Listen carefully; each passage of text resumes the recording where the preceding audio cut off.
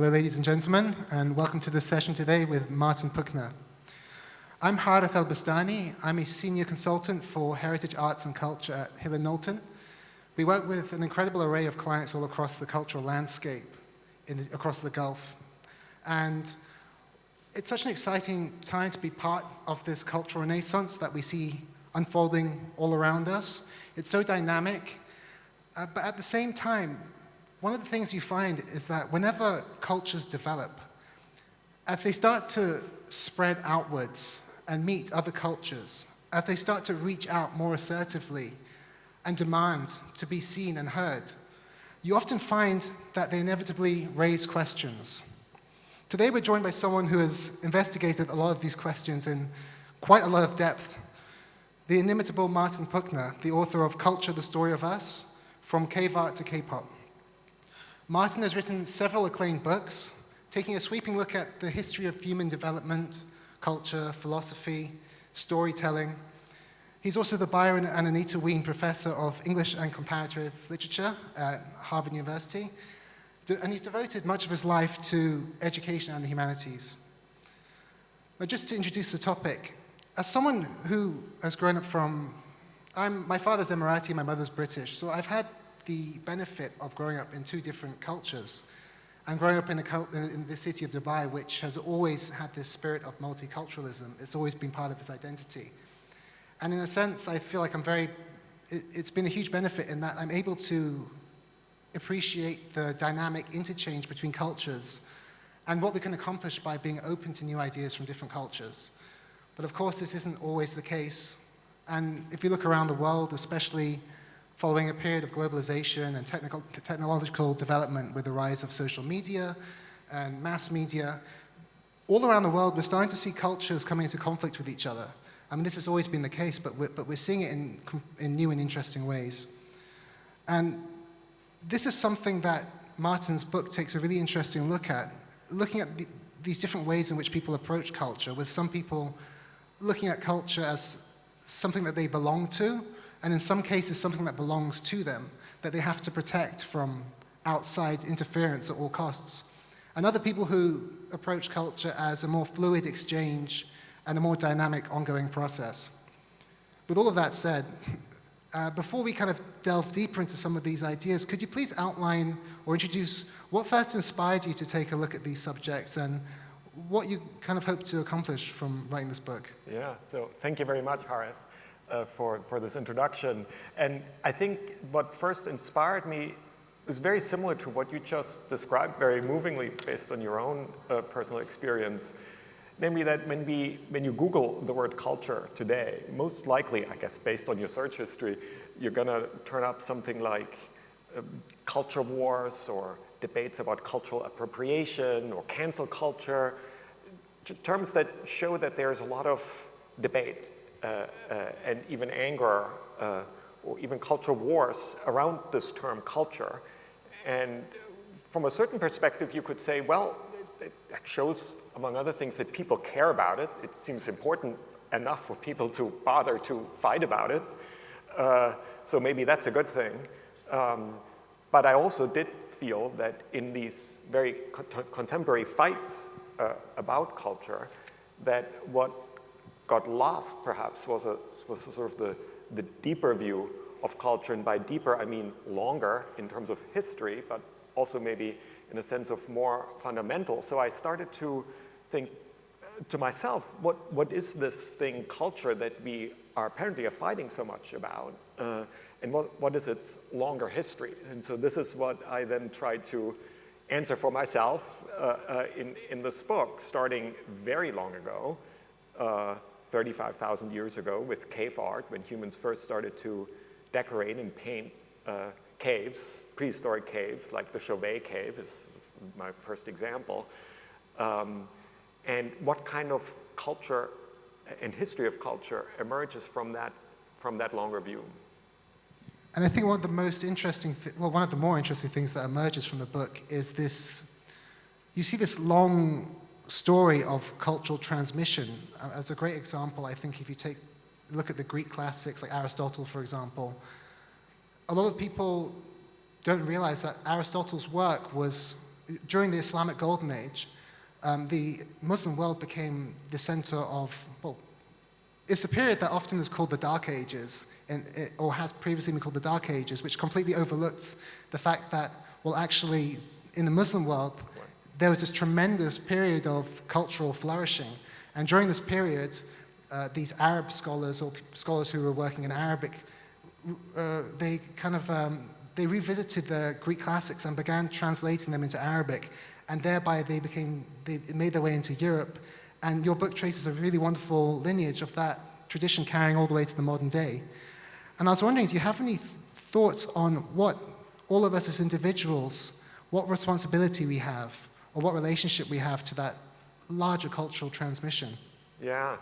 No, that episode about the House of Wisdom in Baghdad became almost a kind of example of the broader view of culture, namely the absolute importance of assimilating cultures from different cultures. And that was the amazing thing, a relatively new city, Baghdad, created on the form of a circle, and then the recognition of its rulers that it would be a sign not of weakness but of strength to assimilate as many cultural traditions, both from, let's say, the Persian past or an Arabic past, but also from India, mathematics from India, and as you mentioned, philosophy from Greece and other parts, and create a massive translation project to assimilate these texts and traditions of thought into Arabic, but then to use that incredible wealth of knowledge that was really sort of concentrated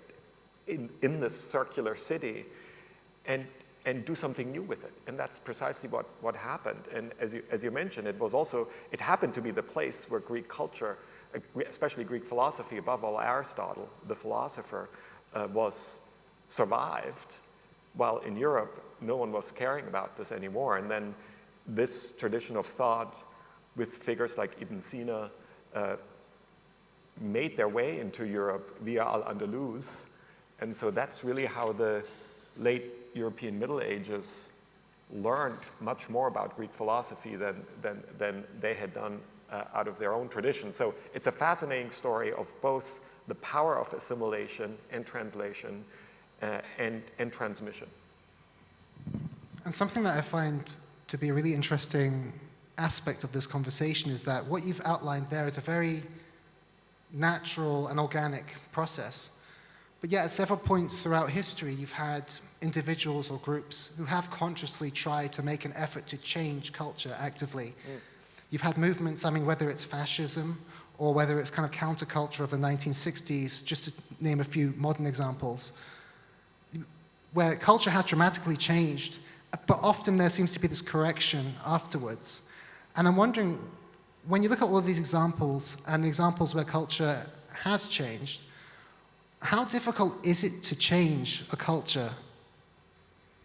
It's a good question and a difficult question to answer, because in some ways cultures change all the time, even if we try to arrest them, or even if a lot of cultural innovation has come from putative attempts to go back to a traditional culture, but even that often leads to, almost inadvertently, to moments of great creativity and change. I mean, the Italian Renaissance, which is an official attempt to go back to the Greeks, led to an incredible moment of innovation.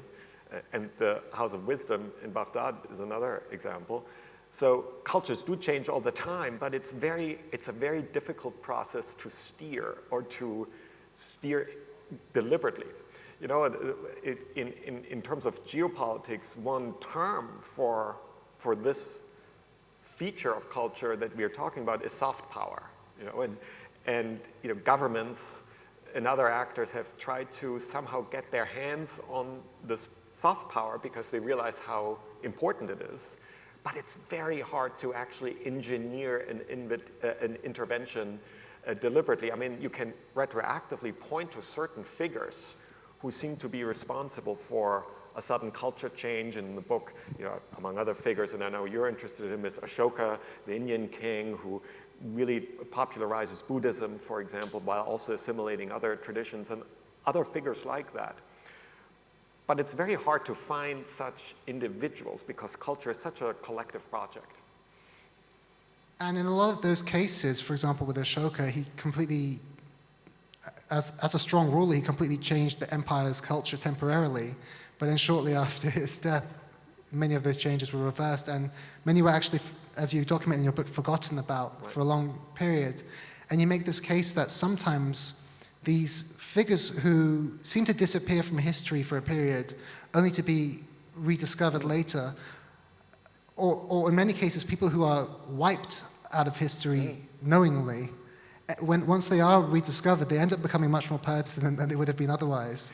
It's true, and the book on the cover is Nefertiti, and that's the first chapter, and that is a good example right there, where Nefertiti and Akhenaten, this couple, pharaoh, completely changed the religious and cultural landscape of the new kingdom. They started a new city, not unlike Baghdad, and I make that connection, introduced or used a very minor god, the Aten god, and elevated this god in a way that anticipates monotheism.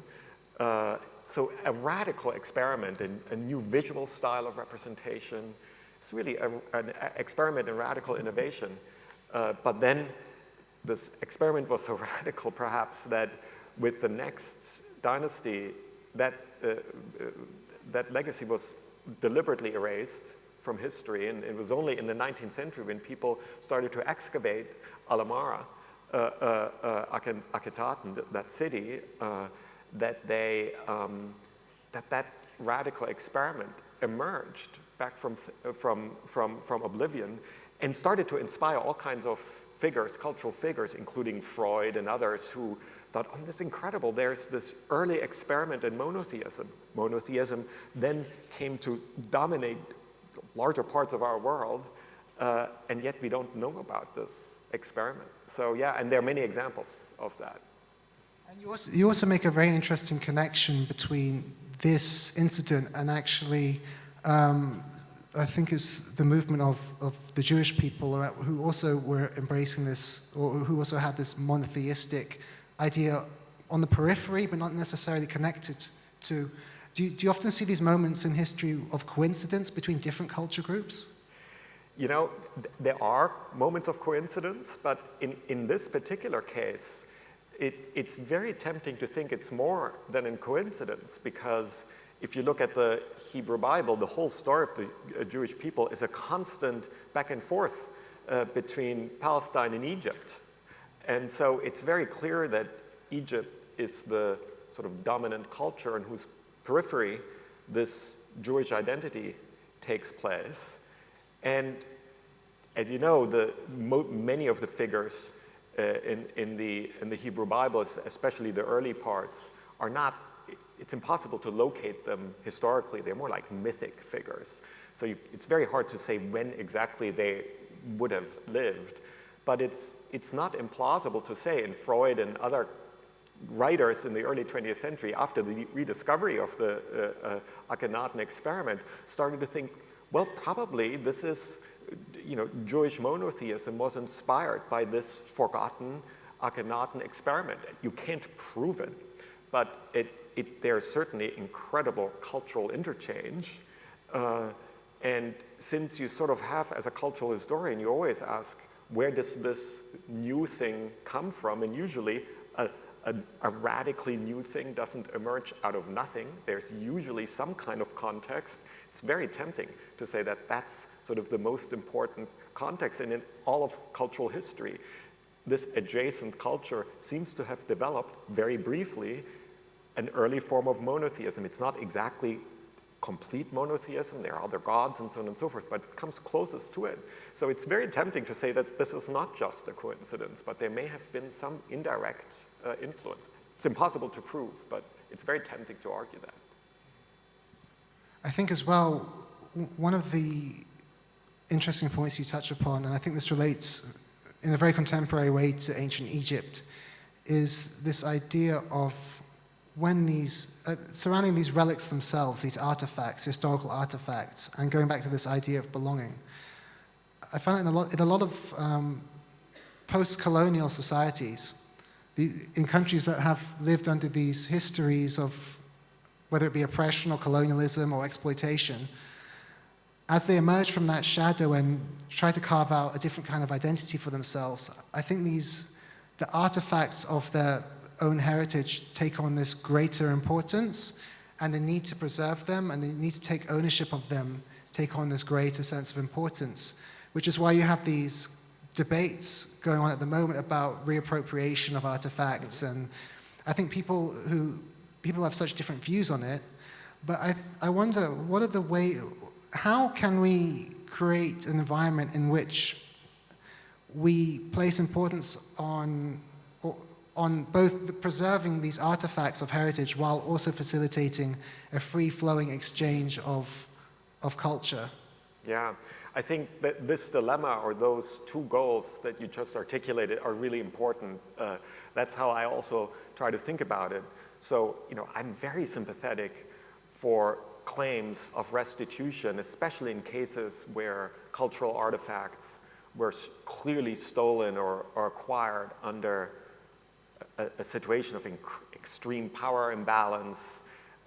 One of the most hotly debated examples right now, I feel like, are these Benin bronze statues from today Nigeria that were taken by German and British and other colonial forces, where you feel like, yes, they need to be returned. It makes total sense. I mean, the head of Nefertiti herself was excavated in 1912 by a Prussian expedition, and has ever since been in Berlin. And sometimes the argument gets made, but well, these objects are much safer in European museums. And I think the history of Nefertiti shows just how wrong this is, because there were 2 world wars fought in Germany, and Berlin completely bombed into rubble at the end of the Second World War. And if Nefertiti survived by chance, or because it'd been taken to a safe place, and then survived again the East Germany and so on and so forth. So I think this argument, oh, these objects are safer with us, meaning Western museums, are very dubious. And yet, while I think in some circumstances it's important to allow and support restitution arguments, the one thing that I don't like in some sense about this discourse is that it sometimes operates with this idea that, as you articulated it, that cultures sort of belong exclusively to one group, and seem to operate with this idea that all museums, we need to send all of these pieces back from where they came. And if you think that through, then not only would museums be pretty empty, because they thrive on collections and far-flung collections. But it would also be sort of an impoverished view of culture, because that was one of the things that really struck me on my deep dive into culture, that you look at any cultural tradition, really any, and you just scratch the surface a little bit, and you realize that all cultures are composed out of combinations of other cultures. That this kind of cultural mixing or borrowing or mashup or whatever you want to call it is the single most important driving force for cultural development. And so the goal, I think, in the end, can't be everything goes back to its origin, but that we need, in fact, more borrowing and more circulation, but better and fairer and more equitable forms of circulation and borrowing. So that sometimes, for perhaps understandable reasons, tends to get a little bit lost, I think, in the restitution debate. And I think an element that I find that is so nuanced and so complex of that is this idea of cultural appropriation.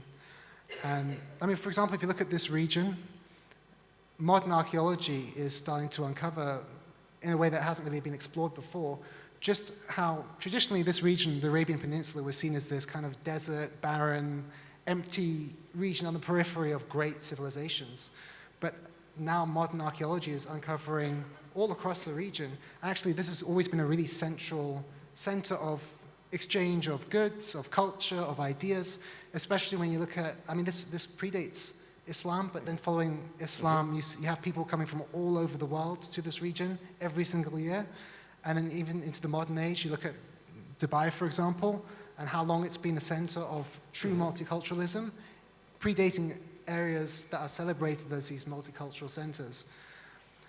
And through this process, these kind of elements of Arab or Islamic culture have manifested themselves all across the world in very different and in many cases novel ways. And I personally wonder, but I haven't really heard, you don't often hear this conversation of appropriation within some of these contexts in the way that you do in a lot more contemporary contexts. And I'm wondering, when do you think cultural appropriation, or this idea of cultural appropriation, becomes problematic? Yeah. And when is it a misconstrued version of cultural transmission? Yeah. I think it becomes problematic when it becomes sort of a general, when it seeps into a kind of general view of culture, where you forget the extent to which cultural mixing has always happened and needs to happen, and as I mentioned, is sort of the driving force. So that, and I see that tendency sometimes. I mean, I have some of my, among other things, I started a theater and dance program, and so I work a lot with young artists, and American, but also from all over the world.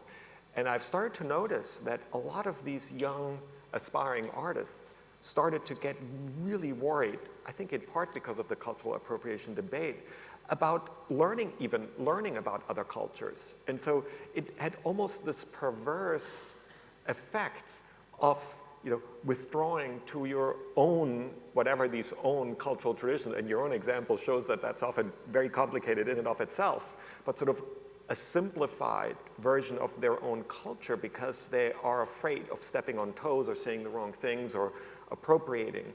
And so I think that's when I started to worry about the sort of negative knock-on effect. So I think that when people warn against cultural appropriation, they think of certain scenarios, either where, as we said earlier, cultural objects were stolen or expropriated under really terrible circumstances, or sometimes it's more sort of like a pop cultural effect where, for example, a little while ago, Beyonce, had started to use these henna tattoos from South Asia, and then people felt like this was sort of a crass, commercially exploitative move, and I think sometimes the appropriation debate gets triggered by that, or by food.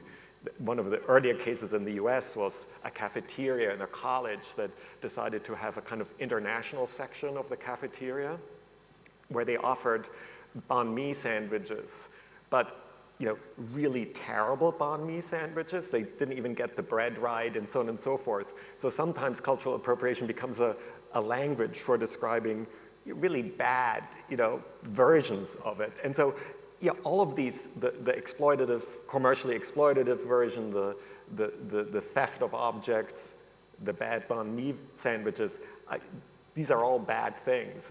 But I think maybe the solution, if you will, would be to find a language of describing them not as all examples of cultural appropriation, but exploitation, crass commercialism,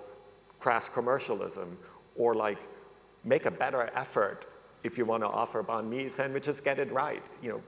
Make an effort to learn actually about banh mi sandwiches, rather than saying, oh no, banh mi sandwiches, that's not your culture, hands off. I think when it's becomes a kind of hands off warning sign, that I start to worry that we all are depriving ourselves of the great motor of cultural innovation.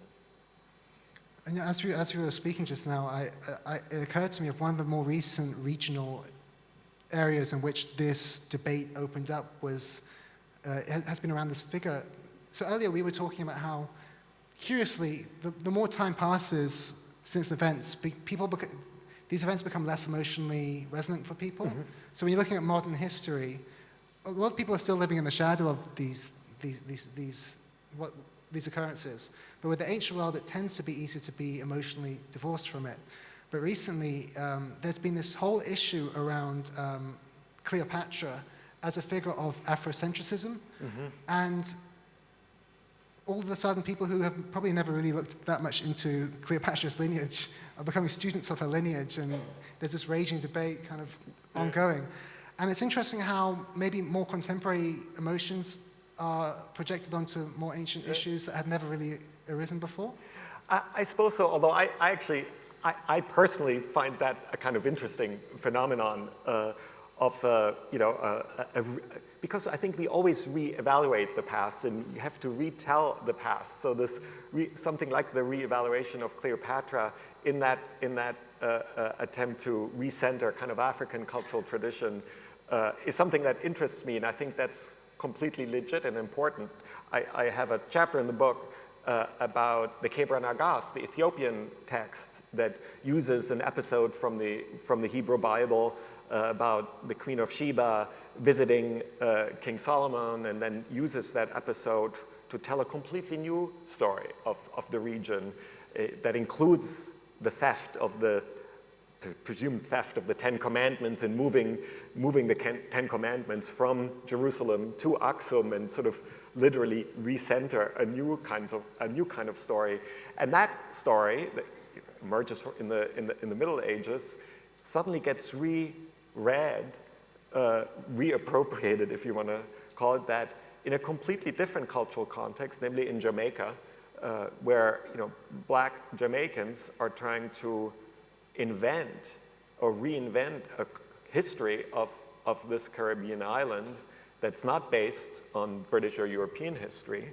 And so even though it's very unlikely that there are a lot of enslaved people who are brought from Ethiopia, just because the slave trade was much more focused on Western Africa, but they sort of rediscovered this ancient African text and scribal tradition in Ge'ez and made it their own.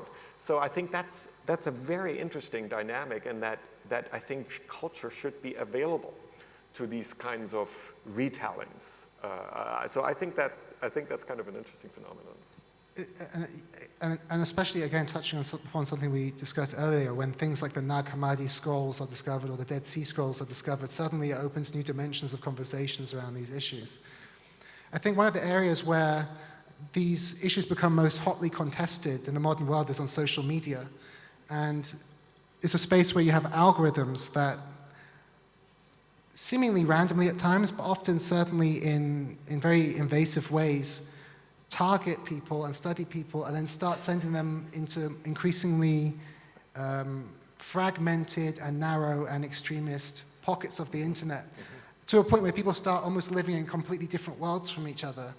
And so people can approach the same issue with completely different worldviews, and both of them feel righteously aggrieved. Right. And this we're seeing all over the world, leading to very real conflict and very real kind of chaos. And I'm wondering, what are some of the ways in which people can navigate and maybe even combat that?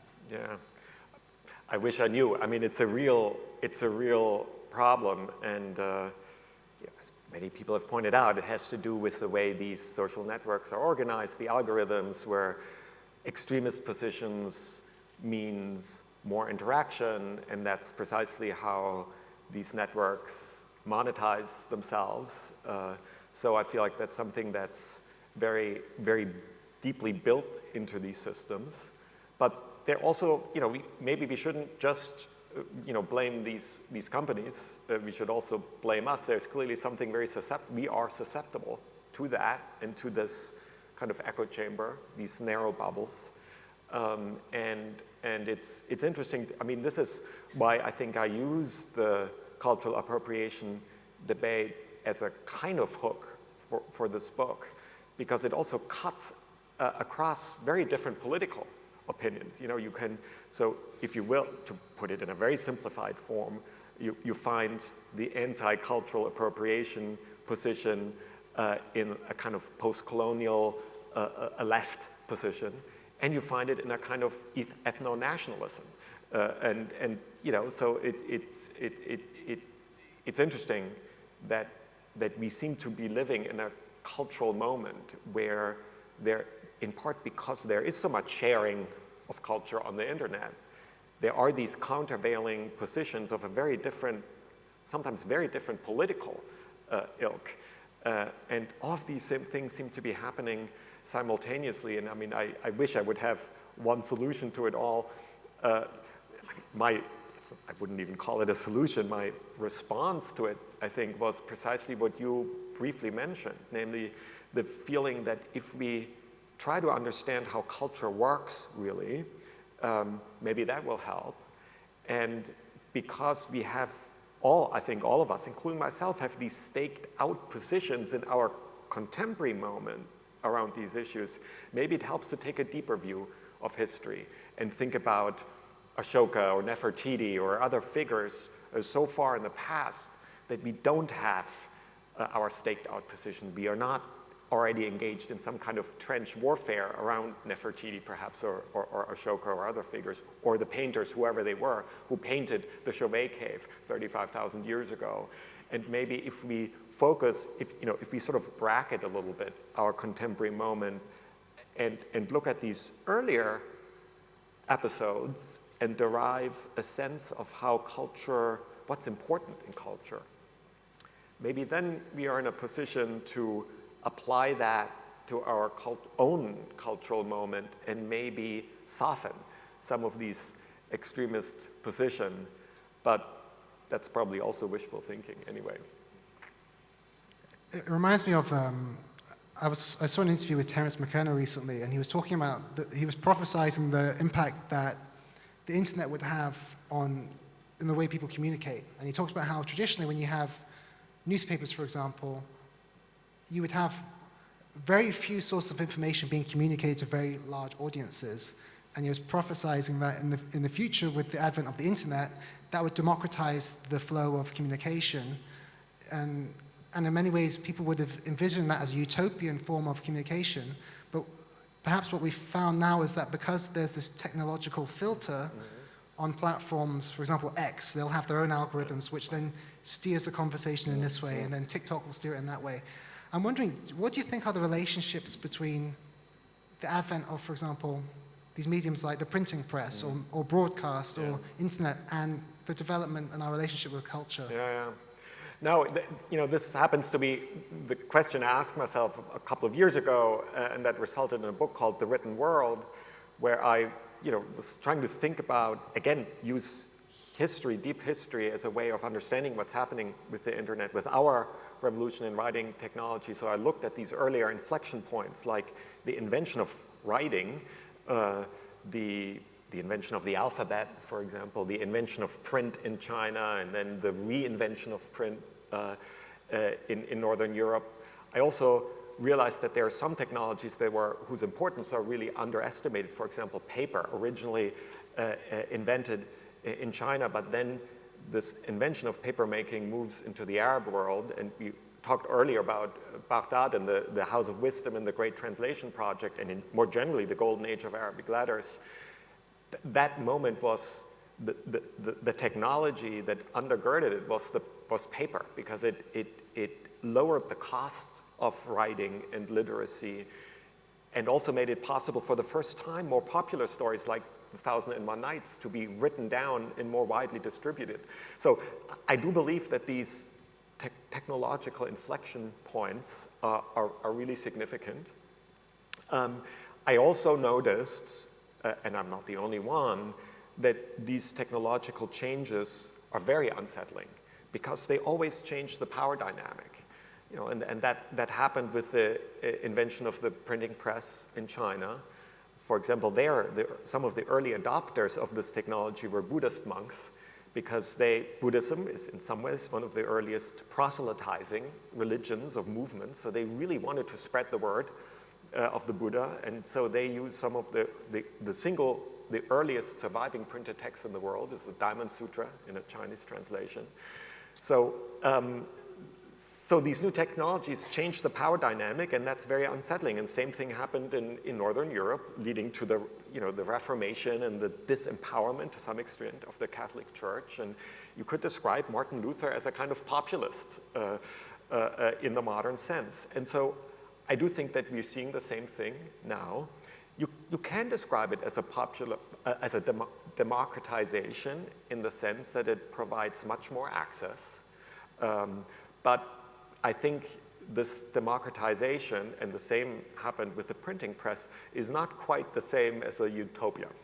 And so I think, and you mentioned it, there are also dark forces that got unleashed. I mean, the first few centuries of print it was crazy, this kind of stuff that was printed. I mean, fake news is not even a word for it. I mean, crazy stories. And I don't mean Martin Luther here, but so it was because suddenly there is no filter, there's no authority. And it took a couple of decades, a couple of centuries for a kind of almost equilibrium, with sort of established newspapers and universities emerging and getting used to the printing press and a kind of more stable system to emerge. And right now that's being unsettled, and I think probably will take a while for us to figure out this new, more democratic, but also more chaotic system to control it and find a way of using it. And it's really interesting to see the ways in which that's playing out. For example, Twitter introduced notes where the community can kind of leave notes on each other's tweets, but that leads to problems of its own. Right. I think it's when you're talking about technology and social media, the tendency is to talk about the negatives. But at the same time, you have this story in your book about a Chinese scholar who travels to India, and he painstakingly copies all of these Buddhist texts, scriptures, by hand, and he brings them back.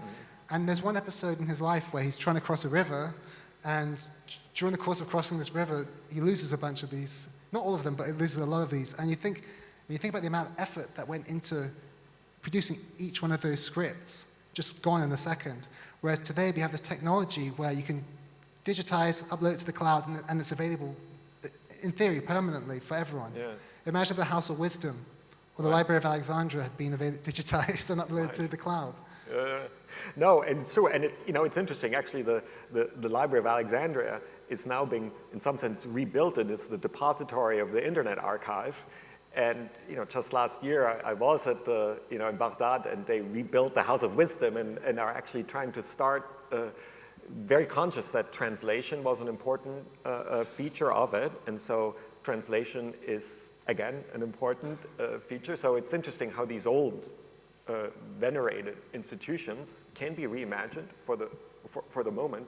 But I think your question raises this larger question of, I would call it, cultural storage, because that's one of the things that I was really struck by taking this long history of culture, to how easy it is for things to get lost, also how costly storage was for most of human history. It consumed enormous resources, and this is why there is a very high bar, or a lot of filters, right? In order for a manuscript to be recopied every generation, there's a very high bar, and a lot of texts fell by the wayside.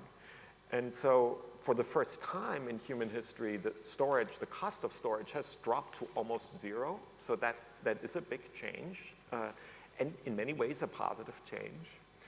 But the long-term result of this, I think, is unclear, and people are already pointing out all these orphan sites on the internet that are coded in such a way that they're already inaccessible, and of course there are constantly new file formats. Quite a few people here in the audience probably have maybe a few old floppy disks floating around at home that have become more or less illegible. Apart from the fact that these cloud services are all controlled, as you mentioned, by a few companies, and who knows when they start deleting those. So that if you think of cultural storage in terms of a few hundred or a few thousand years, some people say if you really want to preserve something, you have to print it out and put it inside your freezer so that it can even survive a fire, and don't put all your eggs in the electronic media basket. In a minute, I'd like to open up to questions from the audience, but before, I did want to pick your brain about something. And this is the power of pop culture as a gateway to broader cultures. You find that throughout history, in your book, you pick interestingly and very pertinently the example of K-pop the phenomenon, which is in this region more popular than probably most regions around the world in an interesting way. But it takes me back to thinking about how, for example, during the era of segregation and Jim Crow in the US, even racist white people would be willing to engage with and enjoy black forms of entertainment. Coming forward, and the pop culture became a way of kind of, and creating new hybrid forms of, you had in the 50s and 60s, creating new hybrid forms of pop culture. Even in my own life, for example, I consider myself quite a serious student of Chinese and Japanese history, but that began when I was a kid watching kung fu films and anime. That was the gateway. And I'm wondering, what do you think it is about this power of pop culture as a gateway, and how can that maybe be harnessed?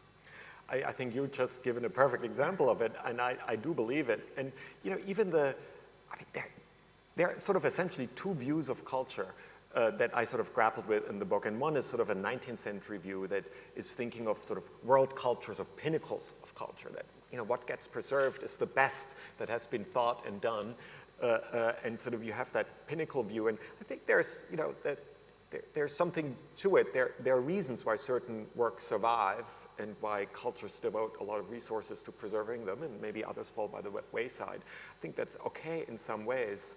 But in the course of writing the book, I think I more and more came to embrace a second view of culture that emerged more in the first half of the 20th century, that's sometimes closer to anthropology, and that basically says that wherever groups of humans live together, they evolve a culture, and that can mean anything from art to food to any other form of a kind of cultural value system. So and that's very different from the old pinnacle system. And if you take that view, then the difference between popular culture and non-popular culture becomes a more fluid form, and that's why I feel like K-pop seemed like such a perfect example, in part because it sort of grew up with the internet and seemed to sort of incorporate, and because it's this mixture where there's also African-American traditions that were suddenly carried by American soldier during the Korea War to Korea, and then suddenly came back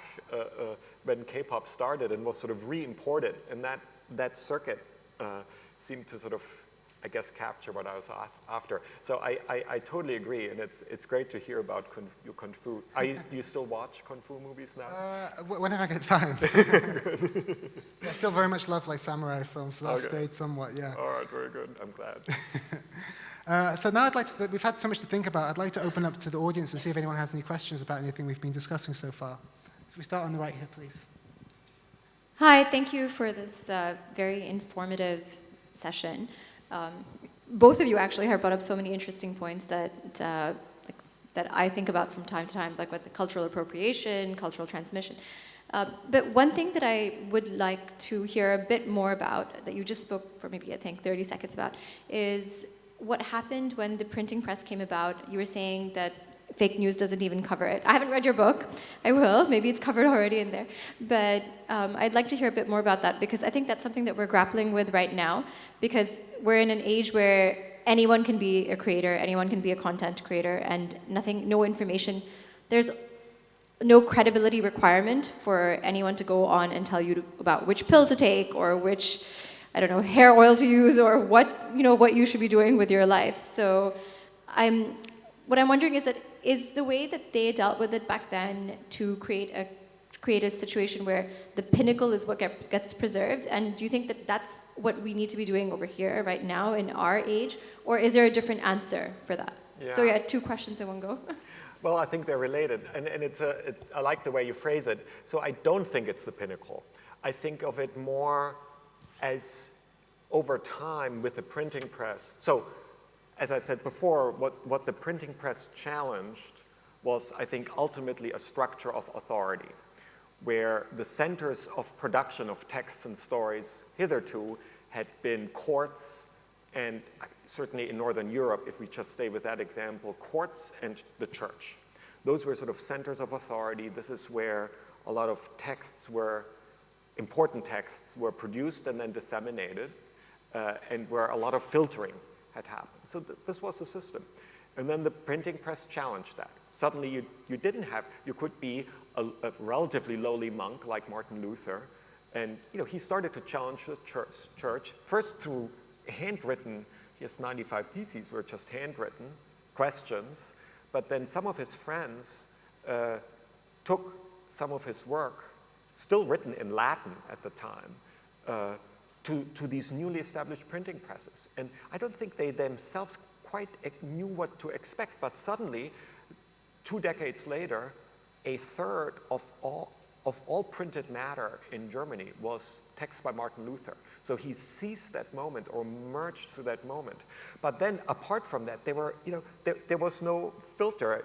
If a printer thought that there was an audience for a certain kind of text, they would be printed. And wild stories, all kinds of wild stories, myths, hearsay, it was all like that. And I think what then emerged from this chaos, if we just want to describe it like that, was then a new structure of authority.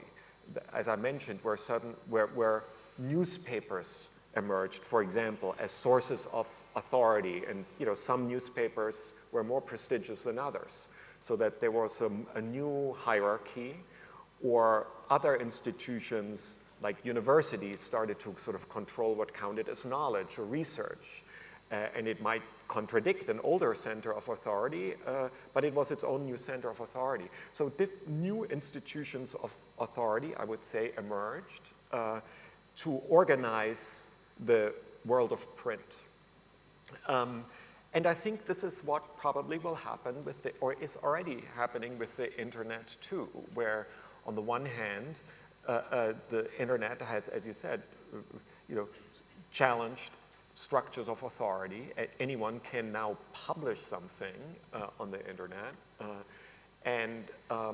but there's going to be a question of authority, and what do you believe and what do you not believe, and fake news and so on and so forth. And we will have to figure out new institutions, and whether they are today's internet companies that have to, either trying to do a good job or a bad job with cracking down on fake news, or these are government services or governments that are intervening, or other centers of authority that are emerging, something like this. But this is the model I see that happened in the centuries after the printing press. So I think that we are sort of in the midst of it. It's very hard to know what will happen, but some kind of reordering of authority and writing and print and truth and knowledge is happening, and that I think that's what we are seeing right now.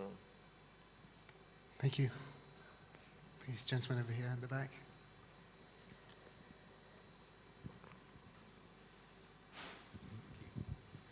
Firstly, just thank you very much for a really interesting session, most of which, though, has looked backwards into history. And I'd just like us to consider the gradual erosion over time of language as a symptom of a trend towards the emergence of a single global culture. So if you go back a couple of hundred years, we've lost about 41% of the primary languages that were practiced, spoken in the world. I used to work for France's biggest company, where the language of business was designated as English. Here we all are, listening eagerly to what you have to say in English in an Arabic country. So do you agree that we are trending towards a single global culture? Yeah. And if that's the case, should we welcome it, or should we try and protect what's left? Yeah.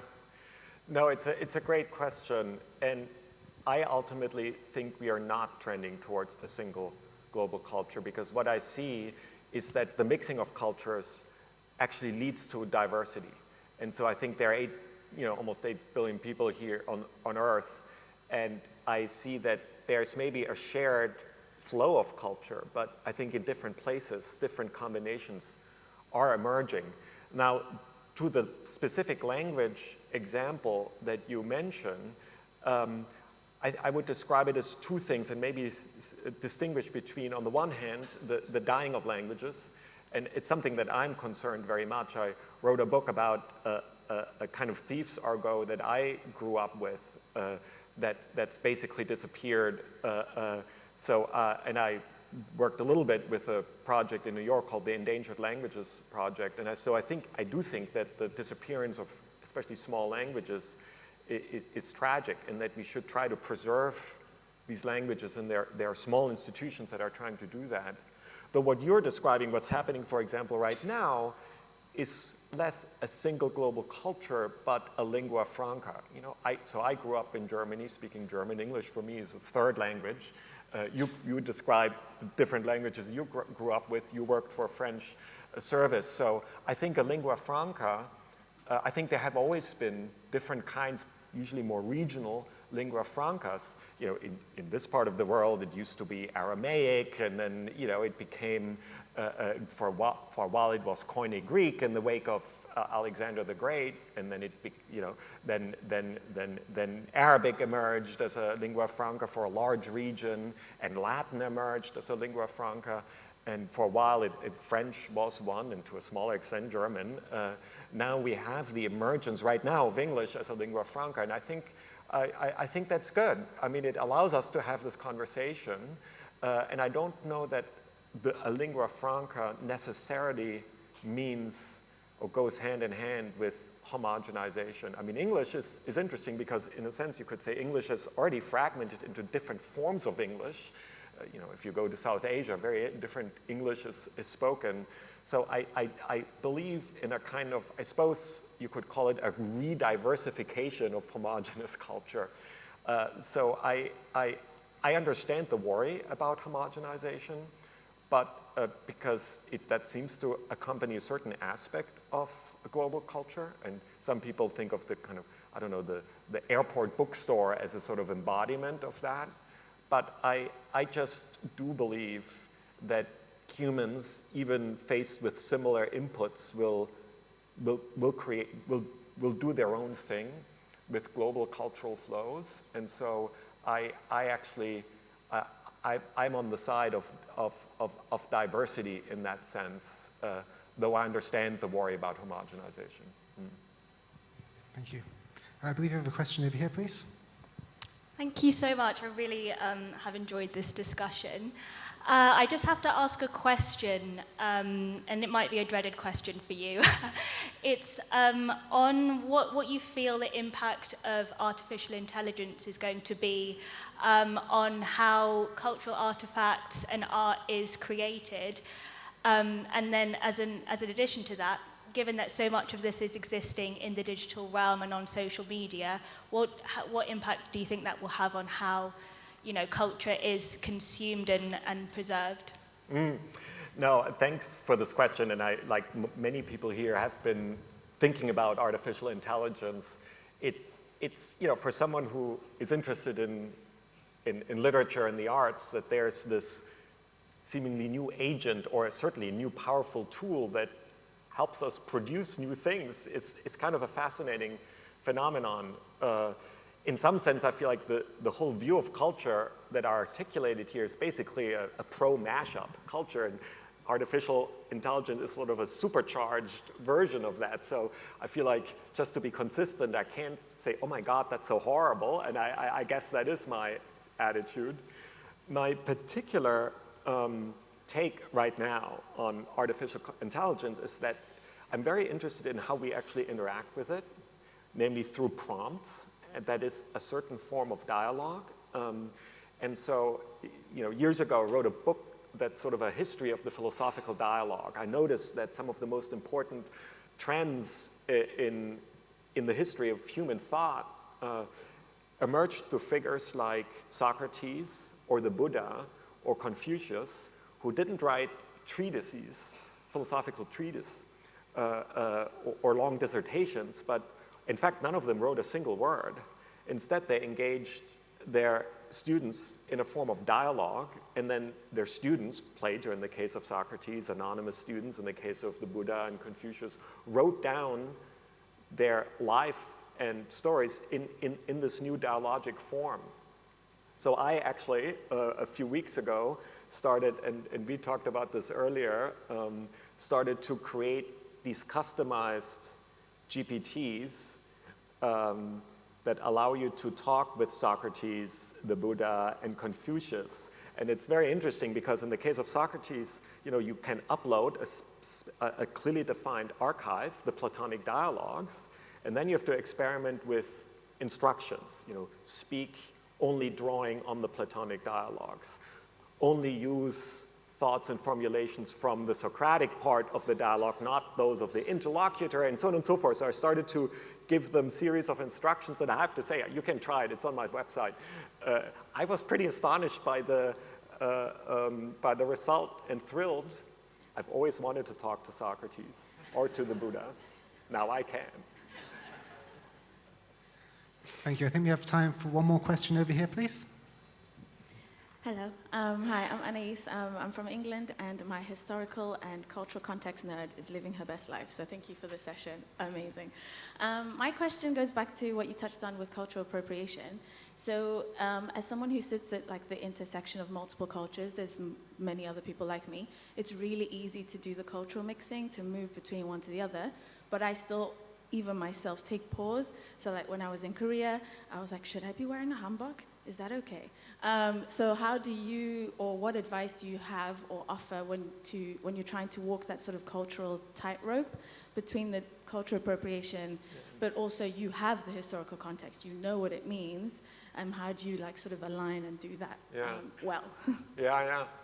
Well, thank you for phrasing the question this way, and I feel like you've already, the way you phrased the question provided part of the answer, that is, it's important to realize or maybe cultivate about, and I think this is clearly very much true of you, but I think in some way or another, it's true of everyone.